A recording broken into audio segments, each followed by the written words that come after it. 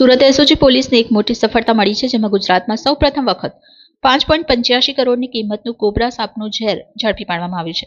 આ ઓપરેશનમાં લસકાણા પોલીસે 7 આરોપીની ધરપકડ કરી છે, જેઓ કરોડો રૂપિયાની કિંમતનું આ ઝેર વેચવાની પેરવીમાં હતા। પકડાયેલા આરોપીઓ પાસેથી અંદાજે 6.5 ml કોબરા વેનમ જપ્ત કરવામાં આવ્યું છે, જેની બજાર કિંમત આશરે 5.85 કરોડ રૂપિયા હોવાનું સામે આવ્યું છે। પ્રાથમિક તપાસમાં બહાર આવ્યું છે કે આ ઝેર અમદાવાદના એક સોની પાસેથી લાવવામાં આવ્યું હતું। આરોપીઓ એને સુરતમાં વેચવાની પેરવીમાં હતા।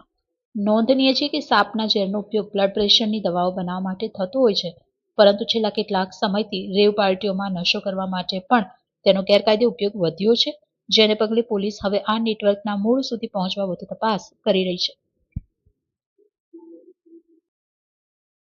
જી સર બોલો।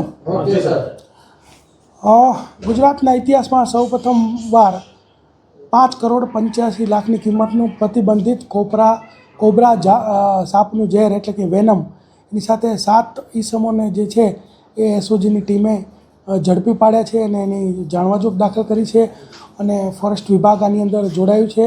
અને આ વેનમ જે છે એ લેબના ટેસ્ટને અંતે સાબિત થશે તો ત્યારબાદ જે છે ફોરેસ્ટ વન અધિનિયમ સંરક્ષણ અધિનિયમ મુજબ ગુનો દાખલ કરી અને આગળની કાર્યવાહી કરવામાં આવશે।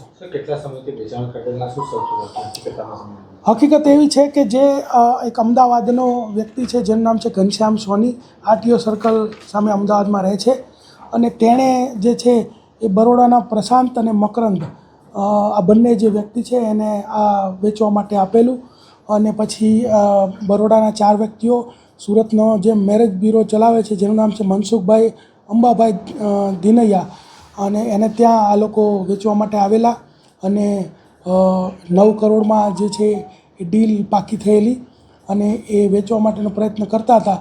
એ દરમિયાન જ તે એસઓજીની ટીમે આ 7 આરોપીઓને આ જે 6.5 ml કોબરાનું ઝેર વેનમ છે એની સાથે ઝડપી પાડ્યા છે। આ જે વેનમ છે એ પ્રતિબંધિત છે અને એની 1 mlની કિંમત 90 લાખ રૂપિયા ઇન્ટરનેશનલી ગણાય છે અને આનો જે ઉપયોગ છે એ અલગ અલગ દવાઓ જેમ કે બીપીની દવા, પછી લોહી ગંઠાવાની દવા, હાર્ટ એટેકથી બચવા માટે તેમજ સાપનું ઝેર જે હોય છે એ ઝેર સાફ કર્યા પછી તેના ઉપચારની અંદર એન્ટી વેનમ તરીકે પણ આનો ઉપયોગ થાય છે। અને મોટી જે રેવ પાર્ટીઓમાં હોય છે કે અમુક લોકો જે છે સ્નેક બાઇટ અથવા સાપના ઝેરથી નશો કરતા હોય છે, તો આવી રેવ પાર્ટીઓમાં પણ આનો ઉપયોગ થતો હોય છે। જે ઘનશ્યામ સોની છે જે વોન્ટેડ છે, જેણે આ બરોડાના જે 4 વ્યક્તિ છે એને આપેલું ને એમાં એક એડવોકેટ પણ છે અને આ જે છે ઘનશ્યામ પકડાશે ત્યારબાદ આપણને ખબર પડશે કે આ લોકો ક્યાંથી લાવેલા હતા। અત્યાર સુધીમાં કોઈ એવું જાણવા મળેલું નથી।